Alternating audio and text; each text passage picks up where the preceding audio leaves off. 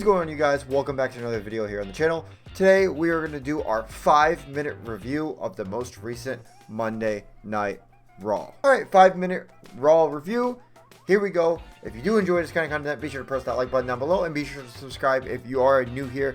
We're going to roll right on into it. So the opening segment was Obafemi coming down to the ring, doing his strut, celebrating his King of the Ring victory from Night of Champions. Oba did say he was about to make the decision on what champion he is going to choose, and then he is interrupted by Brock Lesnar, who does come out with Paul Heyman. They have a little stare down. Basically, Brock Lesnar kicks Obafemi right in the balls, and then Oba picks up the mic and says, "That's it. I don't want a champion at SummerSlam. We're running it back a third time. It's going to be a rematch. Oba versus Brock, SummerSlam." Brock gets the mic and says, "Sure, I am down for that, but there's one added stipulation. It is going to be Hell in a Cell." And that was the opening segment of Raw. Then after that, we did roll into a backstage segment, which is literally the direct follow-up of that first match. The match is made official. Oba says championship matches will always be available, but Brock is only here for a short amount of time, so he wants Brock.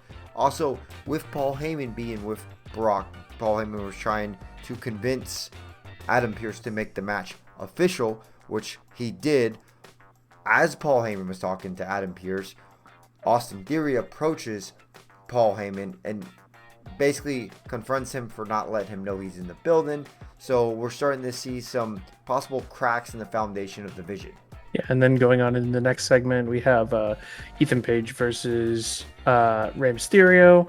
It looked like throughout the match, Ethan Page was threatening to take the mask off of Rey Mysterio. Me personally, I'm kind of hoping that this branches out to a feud of Ethan Page versus Chad Gable, and Chad Gable kind of coming to the aid of the luchadors and saying, "Hey, I have respect for this. I've gained this." Ray ended up taking the match. It was a pretty decent match, again showing the talent of Ethan Page. And then later on in a segment, having Ray come up and saying that he wants to go for another title in the future, going on against Penta. After that, moving to a backstage segment, we do have Dom and JD do appear in Danhausen's little clubhouse, is what we're going to call it here for time's sake purposes. They basically destroy his clubhouse. They take his present from the Knicks, and that's the end of that segment. Then we do have Joe Henry enter the ring on commercial break, and the Street Profits do join him for a concert. They start to sing, but they are interrupted by Austin Theory. Austin Theory does come down, and Joe Henry does start the match with Austin Theory. Joe wins. Not really a long match. Quick little match. Done.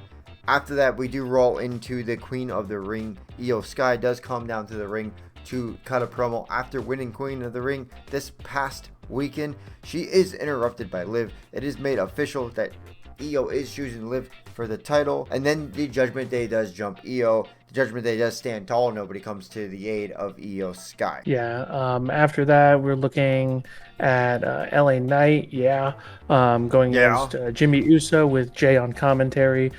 Regrettably, there was a couple funny moments. I will be honest that I enjoyed Jay on commentary. Tonight. As much as I don't like Jay, I did enjoy him on commentary tonight. He did have a couple solid moments that were pretty funny, but he switched up too many of his sentences and he sounded like good old Jey Uso. LA Knight did end up picking up the loss due to being distracted by Jey Uso throughout that match. But then at the end, Solo Sikoa comes out to the aid of LA Knight, further cementing the fact that he really truly does hate the bloodline. And then maybe we'll see that branch out a little bit further. That segment does end with LA does stand tall with Solo actually aiding him. So LA Knight does stand tall in that.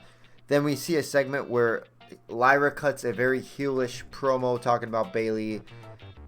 So Lyra is officially heel. After that, we do have a squash match. Maxine Dupree versus Raquel Rodriguez. It wasn't necessarily a squash. It was just very quick and very dominant match for Raquel, who I think is going to go after the Women's Intercontinental title.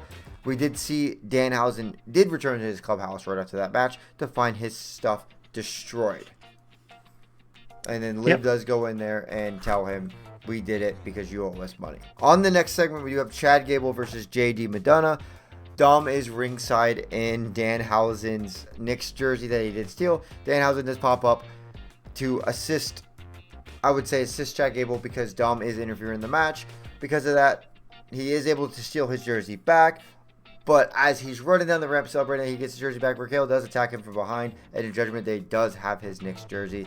After that, we did see a quick little segment with Maxine Dupree and Austin Theory in the back. Maxine Dupree is upset. Austin Theory comes over and says that she's been talking to Chad Gable. Because of that, they're done. So apparently they had something going, but now it's done because she was talking to Chad Gable. I'm sure we're going to see more from that. And then the last segment going into is going to be the Roman and Jacob coming out to the ring or farming for 5 minutes as the normal OTC does, and then being very quickly interrupted by Mr. Seth freaking Rollins, cutting a really, really solid promo, basically saying, hey, this coming up to SummerSlam, this is a 14-year culmination of Shield to WrestleMania matches, and that this might be the last time that Roman Reigns is able to go against Seth, where Roman actually picks up the win, because Roman has actually never pinned Seth. So Seth is saying that, hey, we built this company over the last 14 years. This is your final shot. Otherwise, looks like you're not getting another shot, and if you don't agree, I'm going to haunt you. Yep, and then Roman basically stated he needs to beat Seth. And then we go off the air with that being the main event segment for the night. That concludes our Raw in 5-minute recap. If you guys enjoyed this video, be sure to press that like button down below. Be sure to subscribe if you really enjoy it. Make ssure you show all your friends. And as always, we'll catch you guys in the next one. Deuces. See ya.